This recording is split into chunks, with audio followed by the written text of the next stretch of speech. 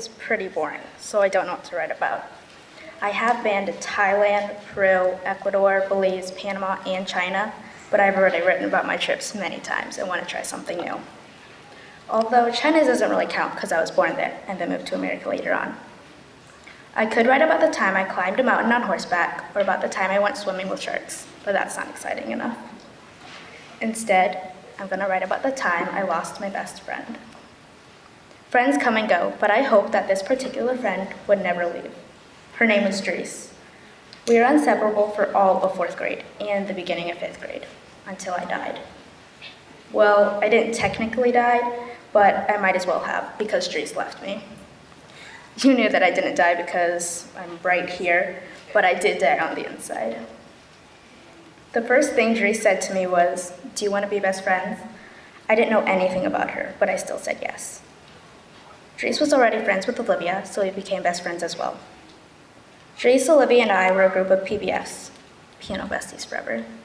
I am the only pianist in the group, but I'm obsessed with piano, so we came up with PBF. We are like any other group of friends. We had sleepovers, texted, and always had each other's backs. Jerry, aka the evil one, was Dries' little brother. It was Jerry's fault that Dries had to leave the school, and I'll tell you what he did soon. Jerry was always getting in trouble in school, but Dries still loved him. He got in trouble for things like fighting with classmates and arguing with teachers. Of course, Dries and Jerry would fight a lot because that's what siblings do, but they always stood up for each other. Dries was the complete opposite of her brother. Dries followed instructions and never got in trouble. Olivia and I were always afraid that Jerry would be expelled from the school because if he was, then Dries would go with him. We got worried every time Jerry made the teacher the slightest bit unhappy. In the middle of October 2017, I got a text from Olivia. "I have bad news," it read. As soon as I saw it, I knew what it was. "But I can't tell you what it is," she wrote. I begged her to tell me to see if my guess was correct, and sadly, it was. Olivia told me that I couldn't tell anyone, not even Dries. They would have to leave the school by Thanksgiving.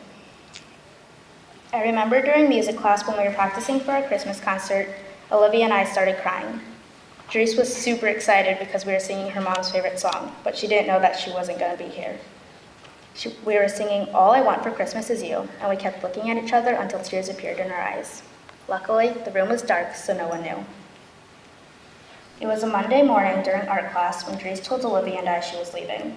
She didn't know that we already knew. Even though I expected it, I still cried. I felt destroyed, like my life had been broken. I still think of how much I miss her every day.